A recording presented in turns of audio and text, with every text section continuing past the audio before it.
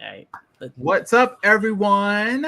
So it's me, William Wofford, with my friend Marie Brownhill, and we are here today because we've had 30 minutes. Okay, not we. I've had 30 minutes of technical issues. I'm not going to sit here and lie. I can't do it. I can't freaking do it. I would have thrown you under the bus. Like, I feel like you were going to. And so I'm using a green background for the first time. Sorry, I kind of brought some of it with me. I feel like a changeling right now, to be honest. But like a green one, if they jumped into some Donald Trump money or something. But anyway, so I don't know where. I feel like that would be orange. I don't really feel like that would be green. I think that would be orange. You're right. Yeah, that's so totally true. Anyway, that's beside the point.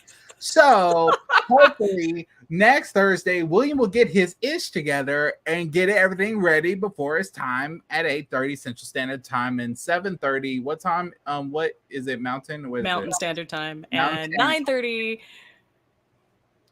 Everyone else. Wow. 9:30 and then like 6:30. Welcome to time zones, guys. Yeah, so the good news is like we're consolidated to 3 time zones temporarily because Manny is over here in Central Standard, which is awesome. But I'm sure he'll be watching real soon, and I'm pretty sure Marco will jump in at any point. Like, what's up, guys? How's it going? And all that other stuff. So I'm just all right. So, like, in light of all the technical blah blah blah, we are continuing with kind of our off the cuff, different approach to the live show. And today, William and I are going to talk about generations. This has been a long time coming. It's been a long time coming. The only thing that will be more rough, I guess, it would be Nemesis, which is just not a thing. It's not a thing. I mean, I'll admit that Nemesis did not do justice to a proper ending. It was basically a recreation of Wrath of Khan and Undiscovered Country under the TNG banner. But before we get into too much of that, let's go ahead and roll that beautiful bean footage. I swear we're going to put that on a t-shirt. Just we can't.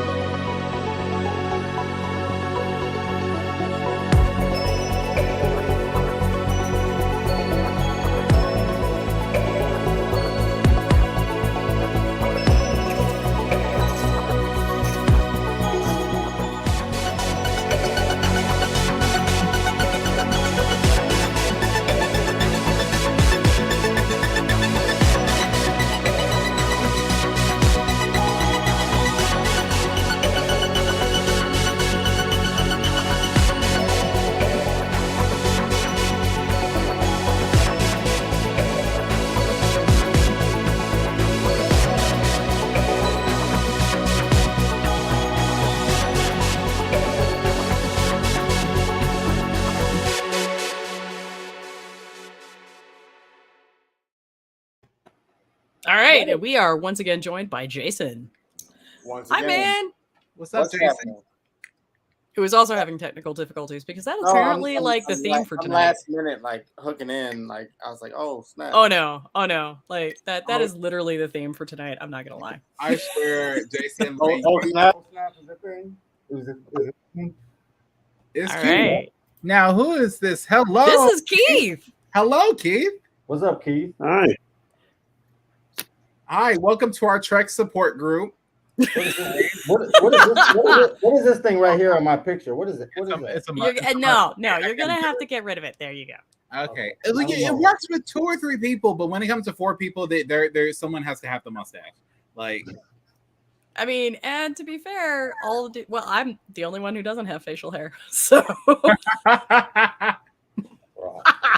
Is that by choice or what?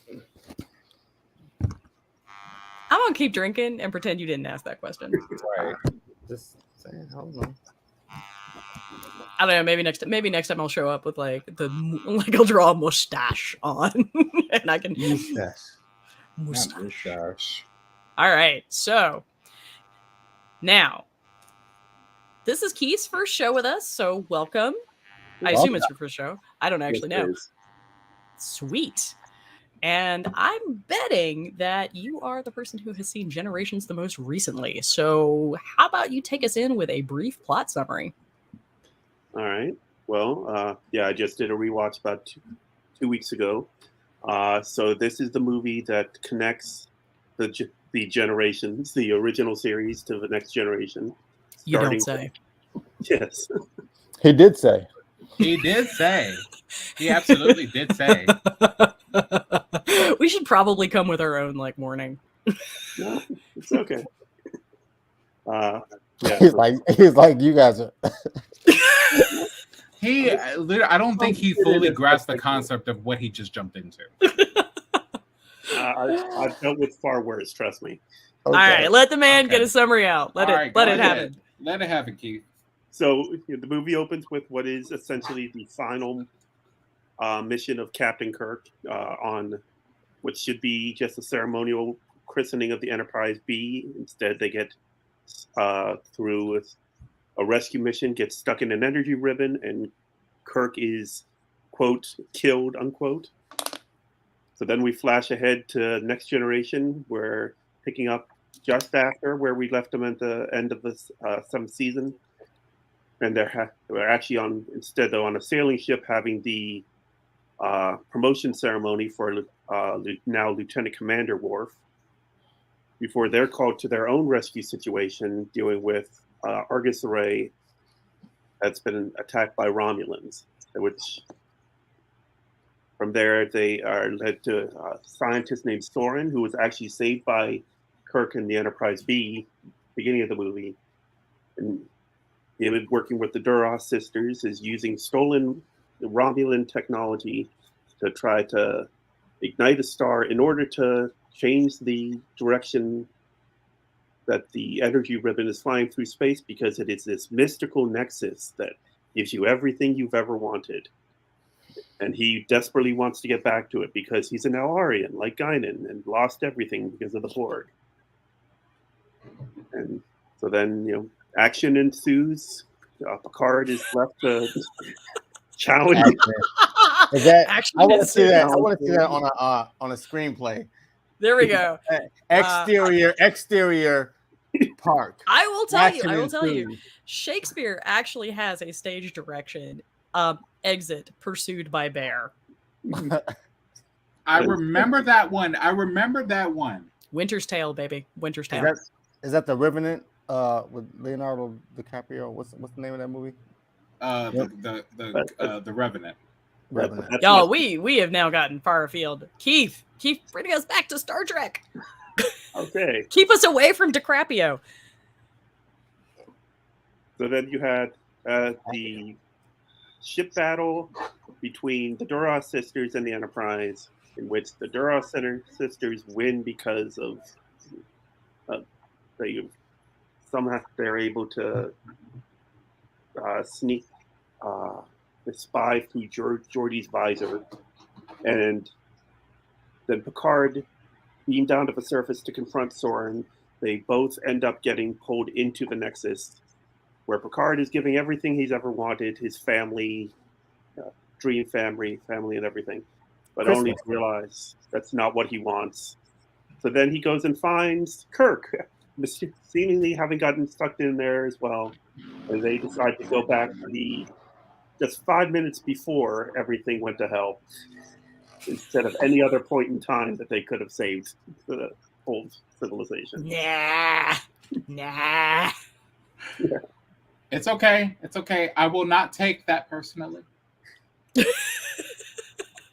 will say, when I first watched the movie when it came out in theaters, and I was the 121st person to see it at my hometown theater, I loved it, and I thought it was the greatest Star Trek movie ever. Is that in the almanac? Where did you get that data? That's because it is the greatest Star Trek movie ever. Oh, there was actually a Star Trek trivia site that I was a participant on, in which they had everybody vote what was the best Star Trek movie within 6 months of Generations came out, and everyone voted Generations was the best. Oh, really? So they did not say The Wrath of Khan? No, they did. They did Y'all not. really think Generations is that bad? Clearly, they voted on it. Numbers at don't that lie. time, it was recency, what's called recency bias. It was the most. Yeah, exactly. I mean, No, it was the first. thought It was a the good first Star movie. Trek movie we'd gotten in how long? Like when was? When was I mean, it didn't come that long after Undiscovered Country. No, yeah, Undiscovered Country was 92, and this was 94. So it was only 2 years. It wasn't that long. 6 It months was no, it after. was a great. It was a great movie. I thought that was a great movie. First Time Contact was a great movie. Well, The First Contact is my favorite. TNG did some decent movie. And then we get to the two that we're not going to talk about ever. Insurrection and Nemesis. Oh, I'm sorry. Insurrection was okay with me, but Insurrection was a fine 2-part episode of The Next Generation that they right, but it was yeah, not. yeah, It did was not like need to be a TV movie. show. It was like did a not need to 2-part be a TV movie. show. Like they literally wasted all the resources with kind of a lackluster story. Ultimately. My thing about Generations was the fact that the Nemesis was this great, wonderful thing that once you get in, you'll do anything as far as destroying other planets and people to get back into it. And then it is also a bar in the town where I live, and that bar is in fact Star Trek themed. It's amazeballs. What's the name? The Nexus. Oh, the Nexus. But then Picard goes in and he's like, nah. He's grumpy, right? Like he's grumpy, and he ends up talking to. He ends up talking to the ghost of Guinan. Like we're gonna call her a remnant, right? And Guinan's like, I know that you think something is up, and something is up because nobody really wants this much Damask in their lives because that's just not a thing. Yeah, it's like the Nexus is the ultimate crack, right? So if this movie was made in like the 80s and 90s and it was like Boys in the Hood, everybody's on crack except for Picard is like, I smoke crack all day. And you know what? We shouldn't be smoking crack. And then I gotta tell you, this podcast is going a totally different direction than I anticipated. I'm just saying, like he. My only problem with the movie, which was great, was that he just went in and for some reason he was like, nah, we shouldn't be here. And he talked to Kirk and Kirk was like, okay, yeah, we should go. All right, let's go. Well, 2 things you got to remember about Picard's mindset when he goes into the Nexus. His brother and nephew were just killed in a fire. That we found out earlier in the movie. So which I gotta say is actually my least favorite sequence in all of Star Trek, really, because that whole we go from Patrick Stewart like sobbing to like it turns off like a switch, and I don't know about y'all, but I have done some crying in my day, and was that that's not how it works. Was that you crying? You don't have to cry. I'm not that. Oh my god, that was amazing timing. I am not gonna hurt you. That was perfect timing. That was perfect time. Absolutely. But my most hated sequence in all of Star Trek is season 2 of Picard. William season. Yeah. Okay, not the whole season. Just episodes 3, 4, 5, 6, 7, and 8. All of it. I promise. I promise that will be good today. Okay. I promise that would be good today. It's there are questionable aspects of season 2 of Picard. How much the story dragged, how it rarely ever got to its point, and I'm not talking about as far as answering questions, but it just rarely ever made a point. It's not. I know this is not like what we came here to talk about, but season 2 of Picard is the worst Star Trek season of all of Star Trek. I can see that. I can totally see that because what we predicted, I said it before, everything that we predict will always be 10 times better than what they write in that room. No, I didn't predict. I was hoping. Like when Q came in and said this and that, I was just hopeful for some certain things that I didn't get. That's why. I feel like season 2 Picard to me is like season 6 of Game of Thrones. Ooh. Yeah. Bad things are happening now. Marie, I'm gonna be good today. Because I actually somewhat agree. It reminded it. looking back at it, it just failed to make its point in many areas and left too many things open-ended. Now, I get that movies and shows that are genuinely good don't always have to answer every single question. You know? Yes, and that's fine. That's okay. Literally not asking that. We're not asking that. At no point were we asking for that in Picard season 2. Yeah. We were literally just asking for a story that made sense. Right. It didn't make up its mind. So because I knew on the second episode that it wasn't going to make up its mind. So the reason why I loved it so much is because I watched it like I was watching Expendables. Like I'm just well. So I feel like that's going to be season 3, my dude. Expendables. Don't you dare! Don't you dare! Don't you dare! Don't you dare! Season 3. No. Season 3. Anything. Season 3 will be the best season of Star Trek of all time. And I have proof. I have proof. Right. I have irrefutable proof. Okay. Irrefutable proof. Okay. Okay. Irrefutable. I know how to say. I know it's irrefutable proof. Okay. Let me have a moment. Okay. Public irrefutable proof. Okay. Because Marina Sirtis gave it her badge of approval, her stamp of approval. She said that it was Star Trek. She wrote like what, maybe half of. Well, she said because I resonate with her. She said that it was the ending. It was the ending. It was the ending that. Oh my gosh. She feels like all of the TNG cast deserved individually and collectively, separate from Nemesis. Because she agreed that Nemesis wasn't it, but she feels like this is it. Nemesis was awful. Nemesis was awful. Yes, it was just awful. This is my question. The last episode of TNG was Picard being an old man, 3 different spaces in time with Q. Right. All good things, happening. 1 and 2. Right. So how does that correlate with what was happening with Picard? Like, is that before or after the first season of Picard season 1? The fast forward is supposed to be at the exact same time as first season of Picard. Yeah, because it happens 20 years later. Right. So why is none of that? Like, why is he not married? Wasn't he married to Beverly? Well, okay. So go ahead, Keith. Okay. A friend and I worked this all out when Picard came out. They were divorced. No, where is this friend? Is his name something up with this? Yeah. Now, Picard is told in the future that he's got Irmotic syndrome. And then when he goes back to regular time, Beverly does the check and finds that he does have the abnormality in his brain that could lead to Irmotic syndrome. Yes. So that, when I said there were 2 things on his mind when he went to the Nexus, that was the other thing. One, his brother and nephew are dead. The other is he knows that there's this thing in his head that is going to kill him within 20 years. Now, he didn't. In the original timeline, before Q was flashing him back, he didn't have that information until it actually came on set 20 years later. And it affected his memory. So now we have him knowing that information 20 years earlier, and he makes certain decisions differently now because Q gave him that foresight.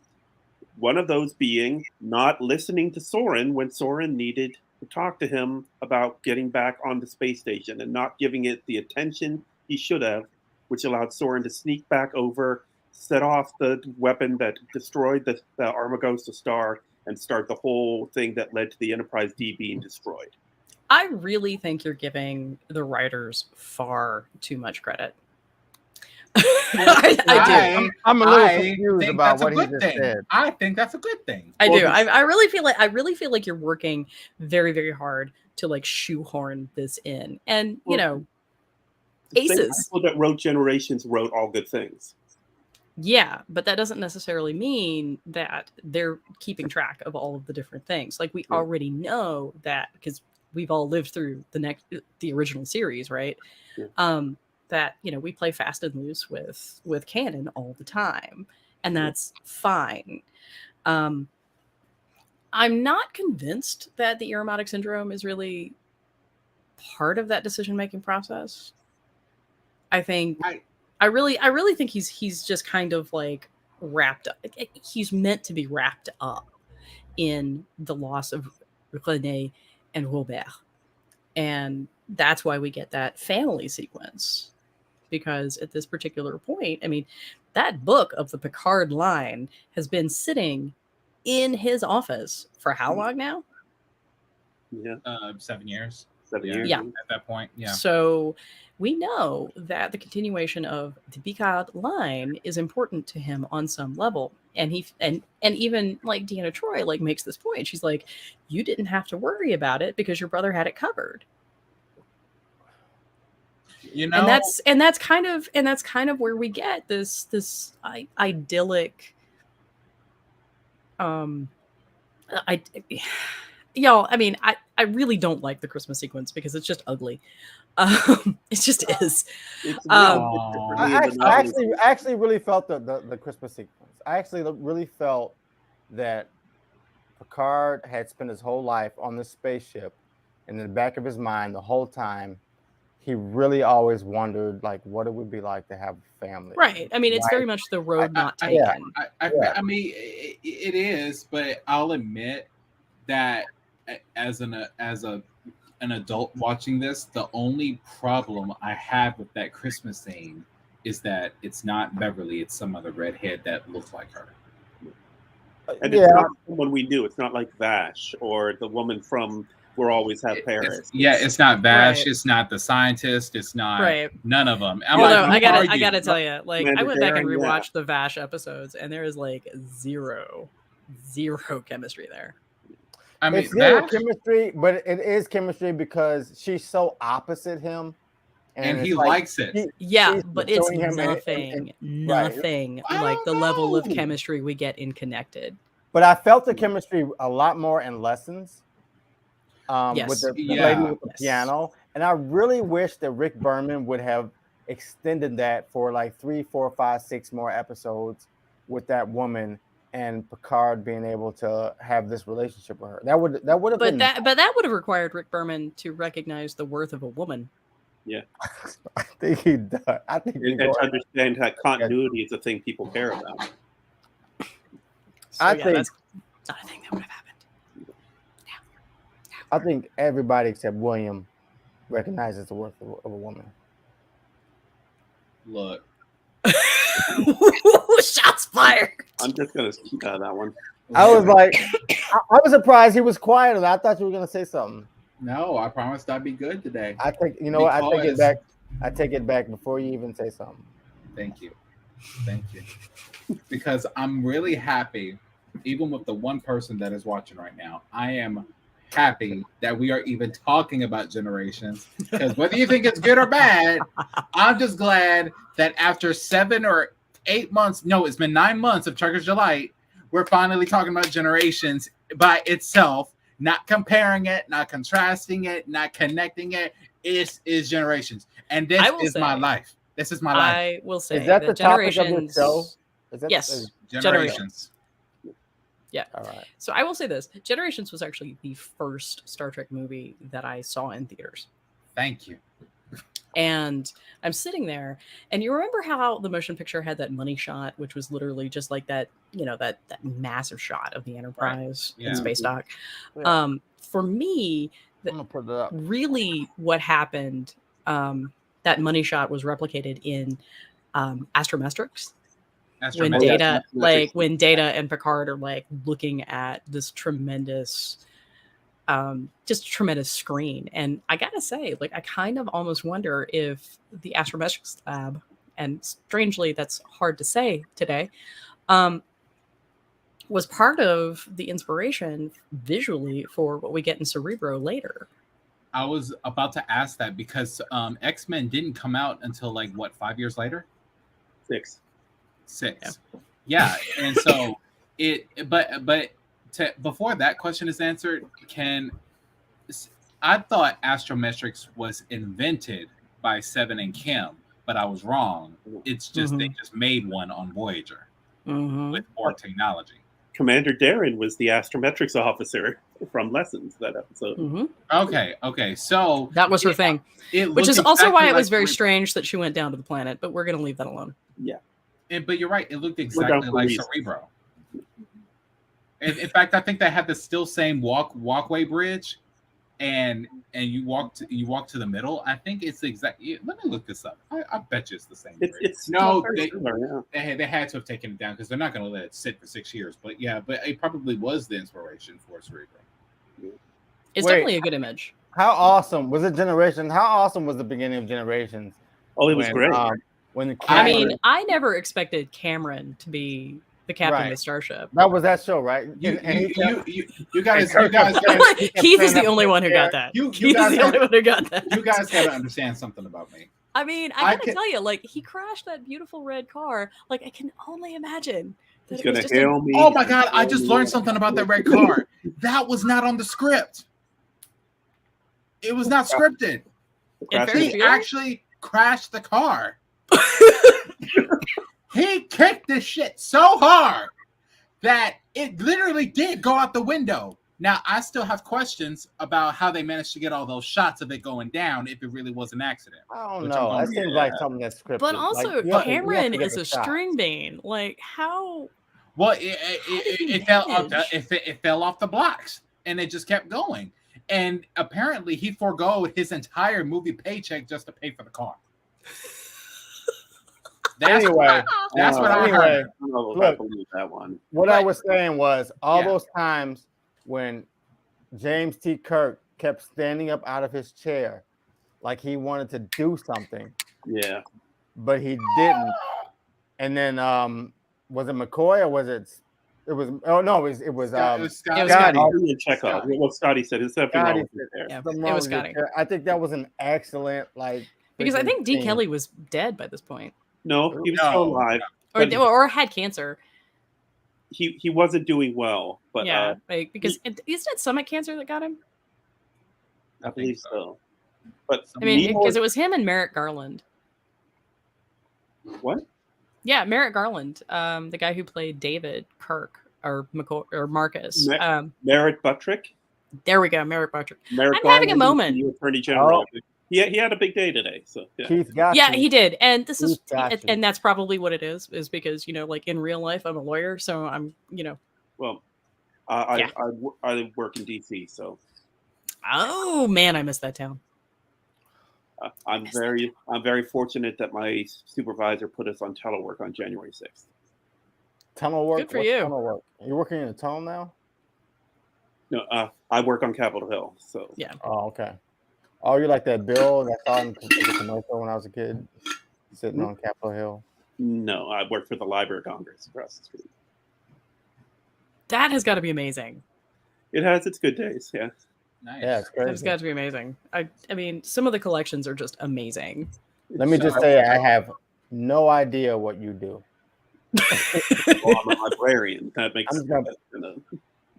I mean, yeah, but still. It's like you're a librarian for the Library of Congress. Yes, the largest library in the world. 175 million items. You have my book in there? I thought that was the Library of Alexandria, but I guess the Library of Alexandria is horribly destroyed. Yeah, it is no longer extant. Man, that's why they think the pyramids were built by aliens when really it was. No, that's just people being stupid. Anyway, so what I was going to say earlier was you guys got to understand something.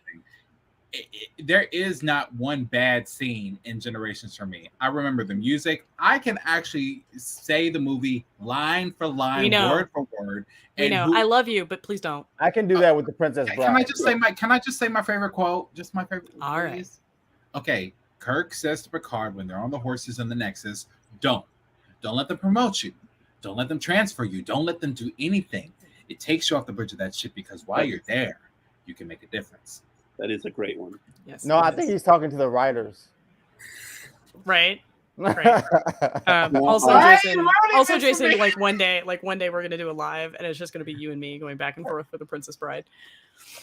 No, Princess Bride is my number one. There's no spaceships in it, but Princess Bride is my number one movie of all time, hands down. Best written. All right, Keith, where are you going? Have any of you read the novelization of Generations by J.M. Dillard? I have the novelization of Generations, but I have not read it. 1.5 million years ago. Okay, I read it when it came out, and I still remember there's one thing I remember from it that they took that was in the novelization but wasn't in the movie, and they made a point of taking it out, making sure it wasn't in the movie. Because they have this extra piece of dialogue from Guinan, a voiceover saying, in the Nexus, and from his perspective, he just got here too. Right. I remember that part. What about it? Yeah. In the novelization, he'd been there for years. Oh. And he knows he's been there for years because Kirk got married a dozen times in the novelization in the Nexus. He married Carol Marcus. He married Edith Keeler. He married every woman that he fell in love with in Star Trek history. He married, and even the chick from like the terribly racist indigenous one. Yep. This Side of Paradise. That's not This Side of Paradise. That's I'm actually glad they took all that out. But like you had at his wedding, you had Matt Decker and Will Decker. Matt having died in the Doomsday Machine, his son Will he's dead from motion picture. But it was in the idealized thing.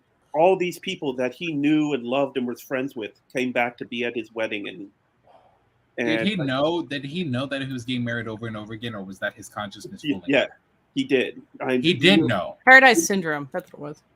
In the novelization, it's only the one wedding, but he just then it says if it's not her, it's her. If it's not her, it's her, and it went through like every one. So it has to make you wonder. It has to make you wonder if that were you. Would you be okay with a false reality for the rest of your existence? I'm loath to do this, but there's a sequence in The Matrix actually where Agent What's His Nuts, because apparently I'm getting names wrong like left, right, and center, guys. It's been a long day. But Agent What's His Nuts makes the comment that the first iteration of The Matrix was sort of like the Nexus, and it turns out that it failed because we couldn't handle as a species paradise. Whole crops were lost. Yep. And 20th century human beings versus Picard's 24th. Yeah, but I got to tell you though, like there's some legitimate issue there, right? Because I don't think I would be content.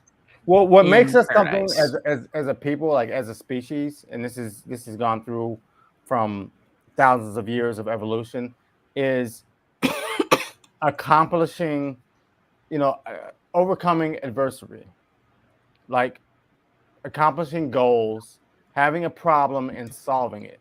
That's what makes us, is because that's what people have had to do. So if you have no problems and you don't have, there's Tuvok. If you have no problems. Are you serious? Are we serious right now? Yeah, he's in the movie. I mean, no, I know he's in the movie. It's just like I'm kind of surprised. Like me personally, I say because we know about flashback from Voyager, I'm still gonna say that was Tuvok, but he forgot his ears. Yeah, absolutely. I agree. Yeah, that's Tuvok.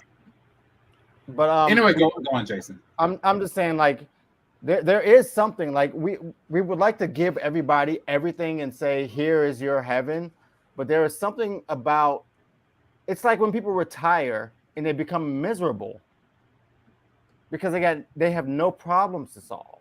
So I live in fear of the day that my mother finally legitimately completely retires. Because she's gonna call you every day. I mean, we do that anyway, let's be real.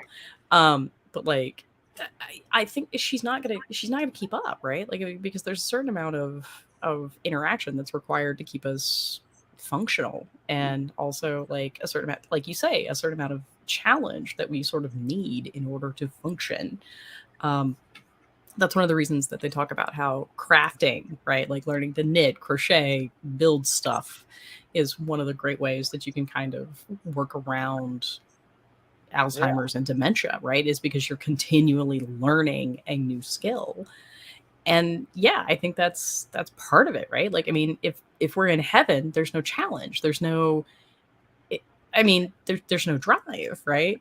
Mm-hmm. And that's one of the reasons that I think we really kind of struggle with the image of a post-scarcity economy in the 21st century. Because there becomes a real question, like, how do we keep ourselves moving? How do we keep ourselves, driving forward? And can we really grasp what a post-scarcity economy would look like? People would have to have, you still would have to have something to overcome. Like constantly, like either you learn it's something that you could do, something useful. Some of the most oppressed people in the world, or in our world, are people that don't have to work, they don't have to do anything. And I'm not being a like a far right Republican right now, but I'm just saying some people that are the most oppressed are the people that just get money and don't have to do anything all day. They just watch TV, smoking cigarettes or whatever. Y'all, we in trouble now. I know, right? Homie in the house.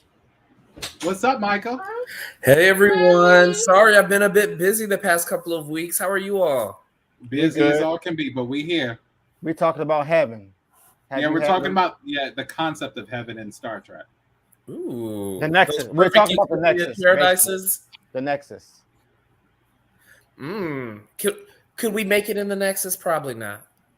Well, that's the point. That was the point, because apparently in the novelization of Generations, Kirk was not. Keith, did you say he was not content, or did he just keep doing stuff just because he was James T. Kirk? I think he would eventually be bored as shit. Well, that's the thing, because if Quinn and Q could go on and pass away, then what does that say about humanity, right? Because it's like they've been doing it for billions of years, but it's like you get tired eventually, and so can any specimen, any biped handle an eternity of paradise?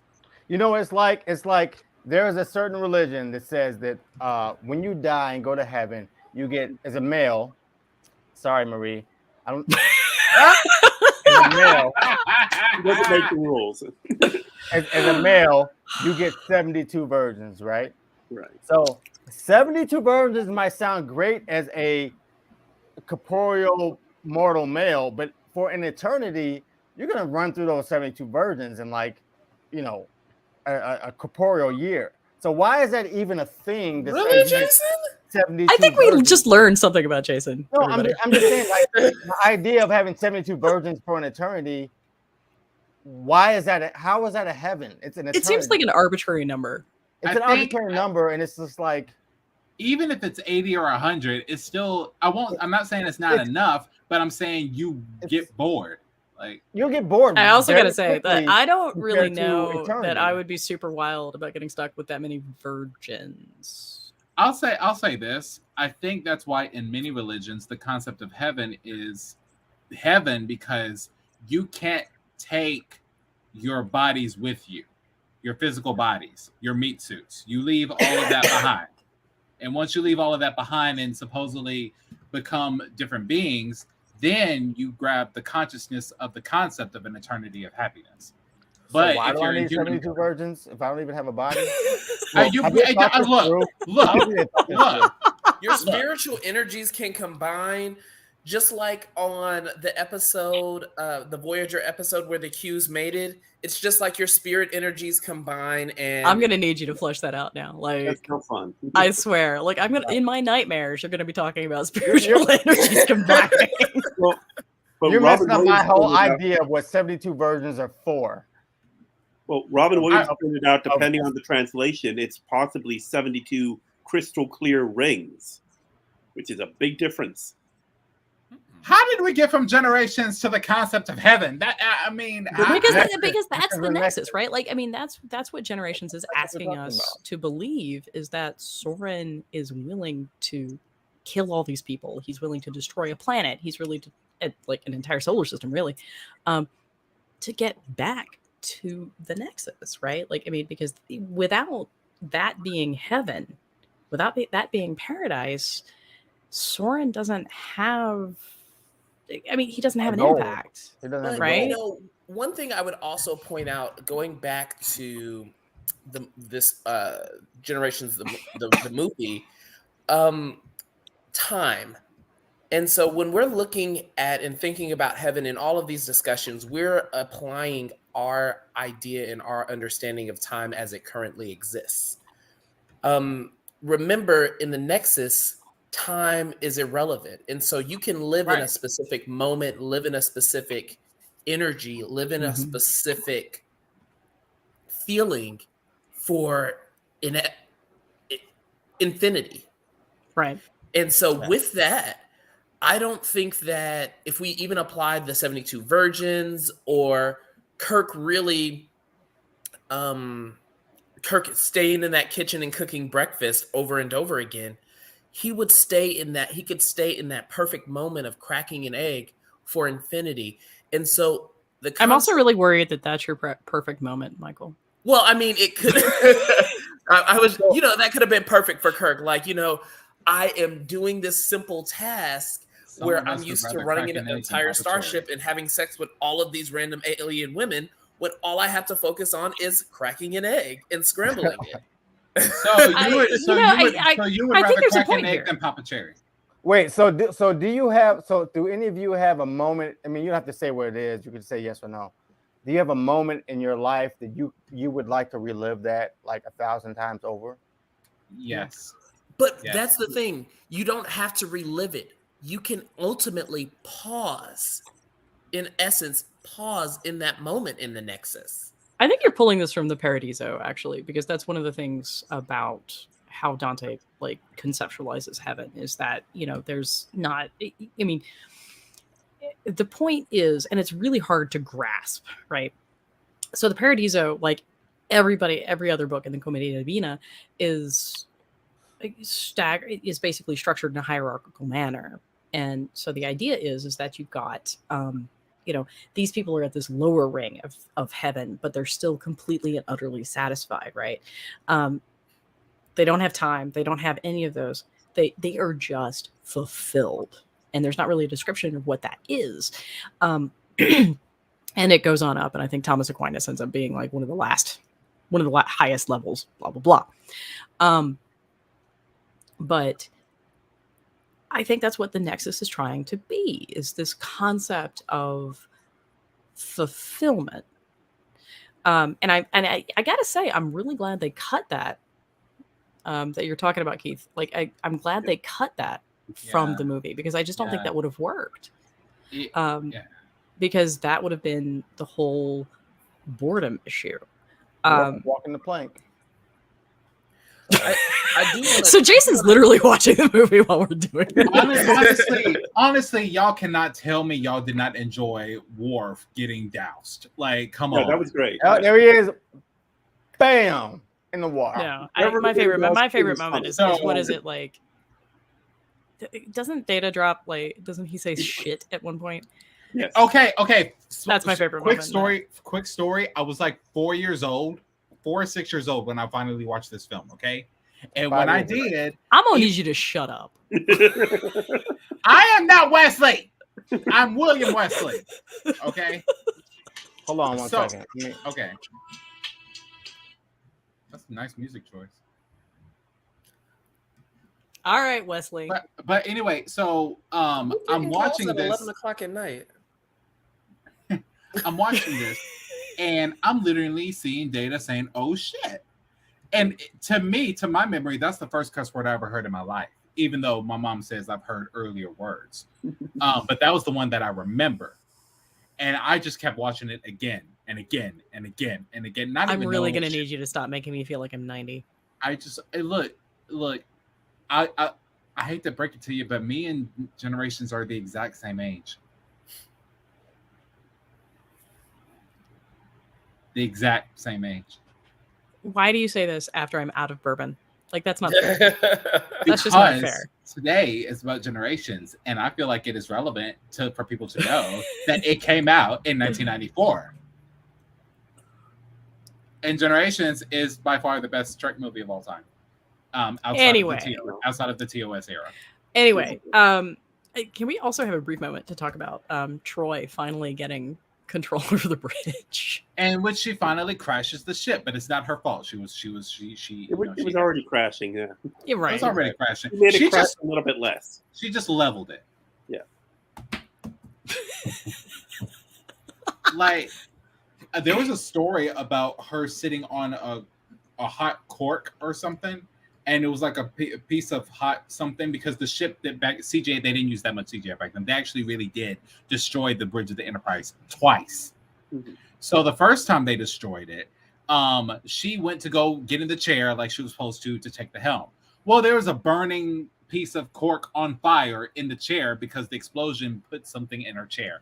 It burned a hole in the bottom of her jumpsuit. She said, "Oh shit!" and got off the chair and started screaming and hollering and fell on the floor, rolling and shit because her ass was literally on fire. So the rest of the cast is expecting her to suck it up and get back in the chair. She said, "Hell no, I got a hole in my ass." So after all that, no, this is literally how she tells it. Where are you? And so she's like, "I'm not getting back in that chair. Y'all got this shit. The chair's on fire." And she said, "That's part of the set. I don't care." So they literally paused. They cut. They stopped the scene, and they had to rebuild the entire bridge just because of her. Now I won't say because of her; it's because of that cork. That's what I say. But I mean, I gotta tell you, like, they blamed her. OSHA standards don't really require you to sit on fire, right? So they didn't. They thought she was just over exaggerating, but they didn't realize that her ass was literally on fire. It would be so awesome if they mentioned OSHA standards in Star Trek. That would be fucking great. Right. I mean, I really feel like that's an Orville thing. I don't really see that being Star Trek, but I say this because I'm currently spending a tremendous amount of time with the Orville because, like, I'm covering the Orville. I'm OSHA certified, and I had to watch the most horrible videos about when things aren't done the right way. It was absolutely terrible. I'm like, oh my god, why did I have to watch this? This is like torts, man. This is like torts. Like every single case in torts, somebody has died or there's a dead baby, and it's awful. Dead babies. Well, do they go? Do they go to Nexus or what? I gotta tell you, that would have made my torts class so much more fun. Is if the Nexus were involved somehow. It was not. Can I just say I love the redesign of the Enterprise bridge. Keith is like, I'm gonna bring us back.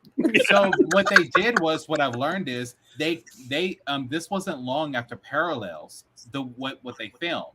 That bridge design was inspired by Parallels when Worf went into different universes. They pulled the design from that. At least that's what I was told. Now, as far as when they filmed it, because from what I understood, they filmed Generations right after All Good Things, but they still had the pieces from Parallels. And so I don't know how because they did a lot. They raised the bridge, they put panels on the side, they put lighting on certain areas, they did a bunch of stuff, and then they destroyed it twice. They repainted it gray, they took down the panels of the box panels on the side that never made any sense, and put actual displays there. Right. They gave Junior J a pretty good station to the side there instead of facing towards the back. So do you think that any other iteration of Star Trek would have made well for a cinematic movie? Well, I don't know. Yeah, like what? So they made a movie out of TNG. Yeah. Right. They made a movie out of the original series. Okay. So do you think it would have went well if they made a movie out of DS9 or Voyager or Enterprise or? I guess that's the only. I think DS9 would have been the best. I think Voyager, but I think nobody would have. I think there was when DS9 was airing. I don't think they had the audience. Like I just don't think there wasn't enough interest. DS9 is one of those that sort of became like a sleeper hit, right? Like because initially everybody was just like, it's on a space station. Like, well, yeah, DS9 was like I personally didn't like DS9 until like 3 or 4 years ago. Like it was my most hated Star Trek, right? So I know you all watched. I know you all watched What's Left Behind. The movie. Dirty confession, I have not yet. It's now free on YouTube. I know. It's on my list, guys. But you know, you may or may not have heard, but there are tiny humans that I gotta chase after. Maybe Voyager's Year of Hell. That's exactly what I'm. That was supposed to be a season. That was supposed to be a whole season. Right. That could have been a movie if they did it the right way. It would have been an excellent movie. Yeah. That would have been amazing. Better than what they did with season 6. And you know, and now that we're getting this sort of Voyager renaissance with Prodigy, like I'm wondering if we could maybe get something on that level. I mean, I don't think Paramount's going to do it. And I think it would definitely be one of those that would be direct to Paramount Plus, really. Because I got to say, the new Paramount Plus series are just oozing money. And like they got to do something with that Strange New Worlds AR wall that they've got. Because the thing is, What's they AR can't make wall, up man?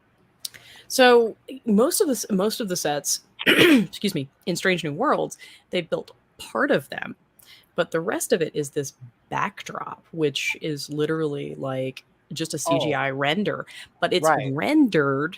It's LED wall in real time. So this means that all of the actors can see it. It's not green screen. It's none of that. They are literally able to react to what they're seeing. Right. It's that on the Mandalorian. It's a bunch. It's a bunch of LED walls. A bunch of LED walls in a room. And that's got to be hella expensive. Then you're right. They did do that on the Mandalorian. It's expensive. Well, it's one of those things. And in Avengers, they did it in Avengers money over too. time. Money. One of the things they actually had to do is they had to make the determinations about what kind of scene designs they were going to have 6 months in advance, because they had to have that much time to generate the images and get them to the point where they could be, realized on the AR wall. I'm thrilled that Strange New Worlds has it, and I'd love to see like more exploration of that technology. Are we moving away from enlarged green screens is what you're saying, or like what's happening? Kind of. I think so. In a way, that's kind of what's happening. Green screens are so hard for editors because the green reflects back onto the actors, and they have to spend so much time. I mean, just look at me. Yeah. Right. But also like Discovery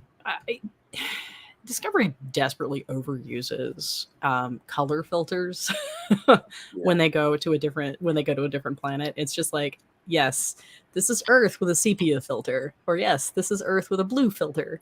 Yes, we know that's Iceland. Calm down. Right, but I love. First of all, I love you said they're losing money left hand over fist. No, that's not what I said.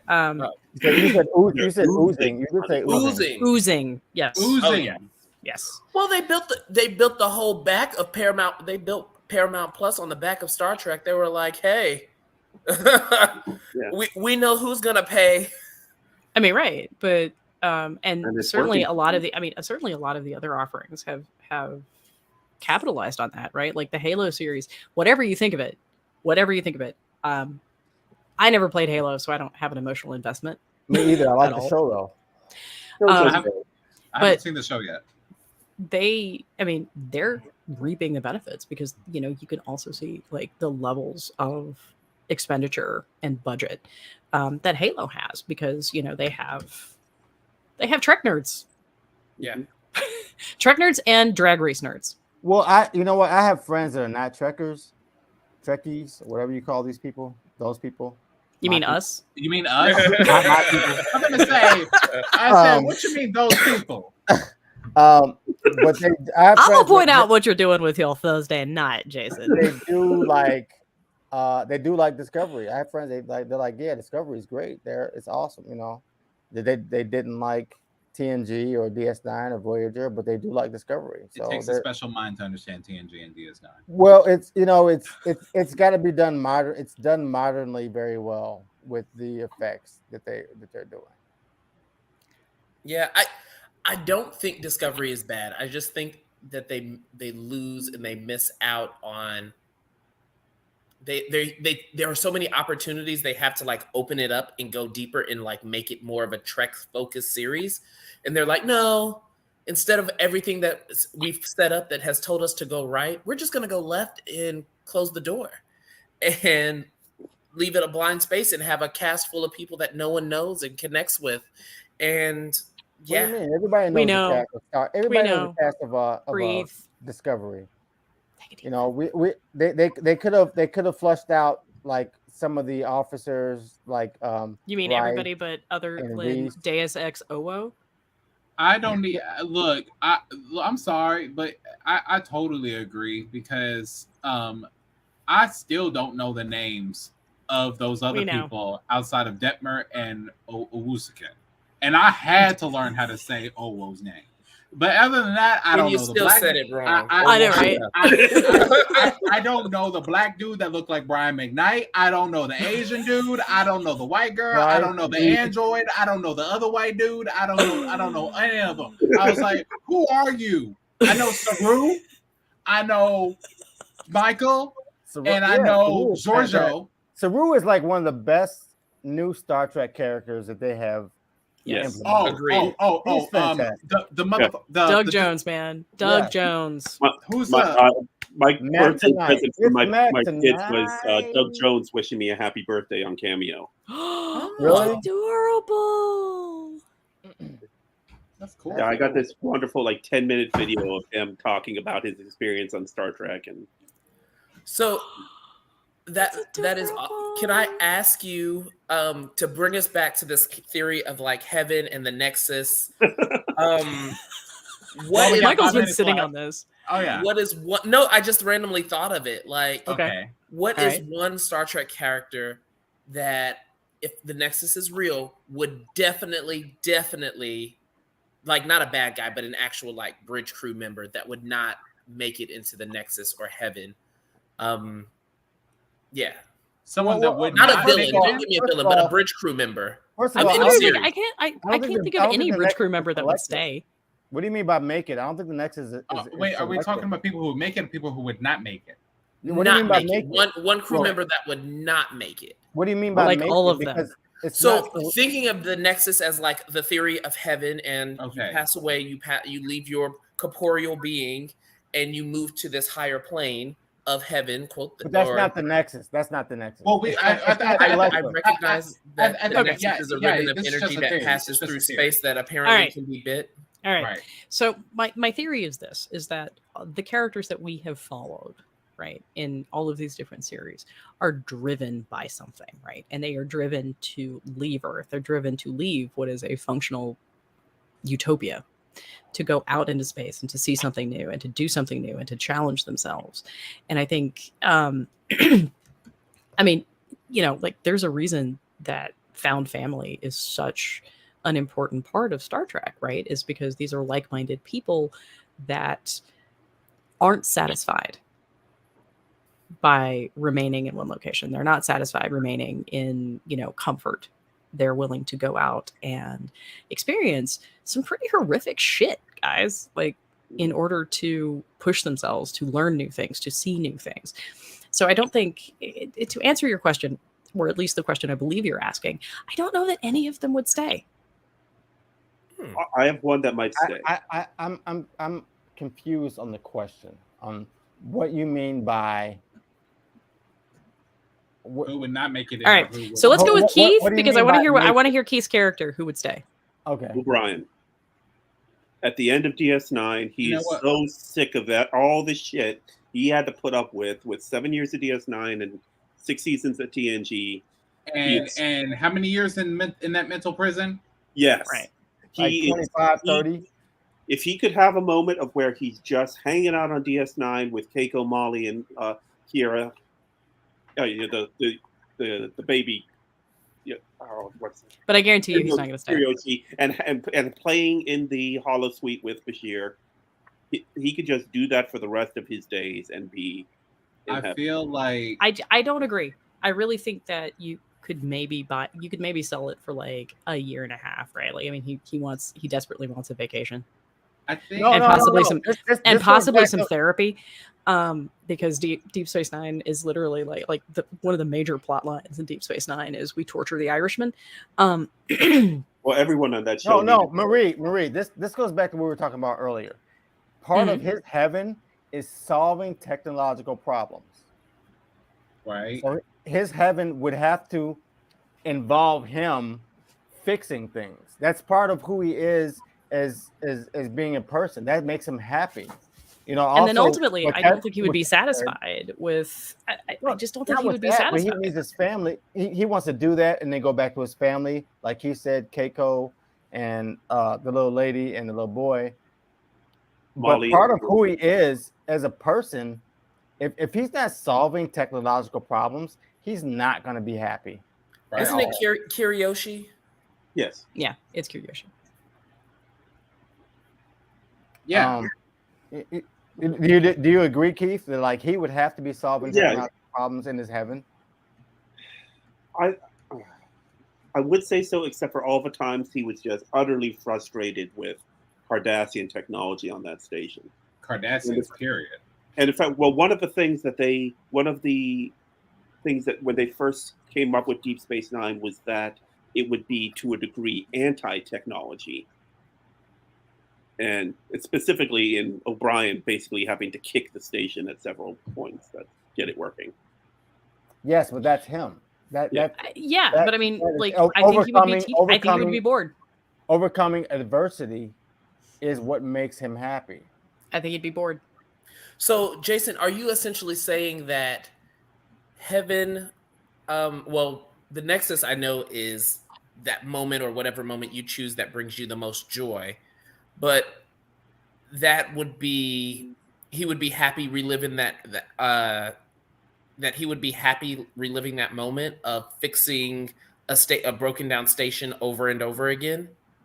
Not the same one, something new. It would always have to be something new. And having time to spend with his family, because he rarely ever got to have that time. Yes, and spending time with his family. That's what makes us as human beings is accomplishing goals. Even though we hate it, it's like bodybuilders, right? They relish in the pain of fucking lifting weights. Dude, I gotta tell you, that's so far from my personal experience. Like, we are now talking about like real hypotheticals. Yeah, it's not me. I mean, this is a good one. I don't like doing it. That's why I'm only like I'm not that big, but this is a good what if. But if I may, because we're at the hour mark, I can only think of one person that I personally feel would be all right in the Nexus, and I think it would be Bones. Really? Which I Bones? do. Based off this side of paradise, if he could just sit around and drink mint juleps, yeah. He just has that personality of contentment, where if he just does that thing that he like and just has a drink with his two buddies and talk shit forever, I feel like he'd be okay, because all he does is complain. Yeah, but he still gets up and follows. I think that's really an important part. And like, you don't really get a chance to see Bones as fulfilled as when he is in his element, right? We see that in Friday's Child. We see that in basically Miri. We see that anytime that Bones is in the process of developing some new cure. He's fascinated by it. I mean, there's a reason he's there, guys. Like, there's fundamentally the a reason why reason Bones is always unhappy, William, is because he is isolated as the only one that sees things from that perspective. Also, I gotta tell you, Southerners like a good bitch. I ain't gonna lie. Bones is a real Southern dude. He's Southern. Is he more Southern than Tucker? No, but he's Southern. Different kind of Southern. I mean, in the sense that D. Kelly was actually from Toccoa, Georgia. Right. That's the South. So basically, what you're saying is and he grew up with Tucker, the guy who played Trip Tucker, was actually from like Seattle. I hated his accent. We all did. He's in section 31. He's in section 31. He's in section 31. That's it. You know what? I'm a person. I love Enterprise. I think Enterprise is so fucking fantastic. Thank you. Season 3 and 4. Season 4, 3. All of them. Like when I first saw Enterprise, I didn't like it. I'm gonna admit it. All right, we are hitting the hour mark. Yeah, I say next week. We are 3 minutes past. Jermaine is not quite twitching yet.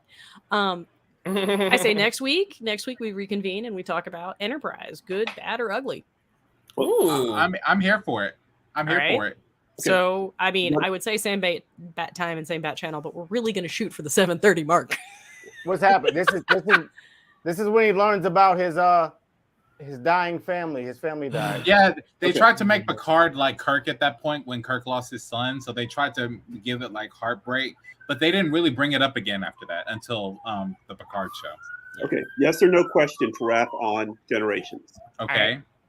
Did Picard actually leave the Nexus? Don't you dare. Yeah, Don't I'm not my gonna get God. into First the of all, no. whole I have an thing. answer. I have an answer. Yes, he did. And I will tell you why. Okay. The Nexus, just like the prophets. 1 minute. Okay, exists outside of time. Okay, which is why I'm glad they took that Generations book spiel shit of him getting married 72 times out of the movie. I'm actually glad they did that because that would have derailed the whole thing. So basically, if it exists outside of time, then the Guinan that we saw from the Enterprise B, I had which the is 72. 72 was my number. Okay, good for you. Then the Enterprise, I got like 30 seconds. So the Guinan that we saw from the Enterprise B is technically the Guinan that we saw from Time Zero Part 1 and 2. That's why Guinan recognized him because of Time Zero. That's why everyone pitched a fit in season 2 of Picard. So she had to stay because at that moment she was experiencing what she would have later told Picard when she had her space hat off and she was in her room. It was a very nice looking room too. And she was Look, there's a video I can click. Anyway, that then to answer your question, yes, he left the Nexus. Done. All right, guys. Thank you. Thank you to our single viewer. Thank you all for coming tonight. I know this was, I know this has been kind of off the get cuff. a new love on your house tonight. Keith, I certainly hope to see you back. It was really great to have you join us. Well, Michael, always. Jason, William. All right. Here we go.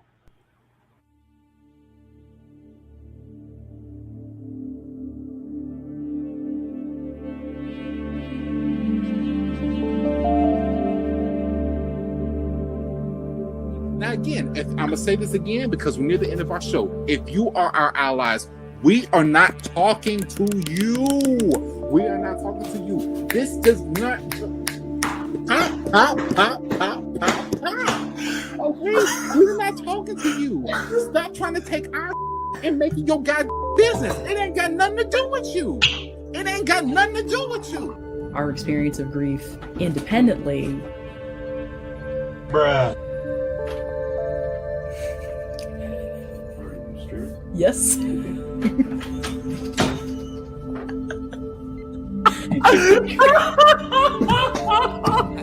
I love that they're in the comments. So much is like, I'm just reading the comments. Yeah.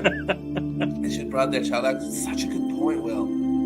God, that's such a good point. And he's really thought about it too. You should be here. William, get over here. I thought he had a girlfriend on Insta. It's been ages since I've mucked about, but Okay, moving on. Let's move on. yeah, we gotta move on. Yeah, no, it was super, super great to have you, Keith. Like, it was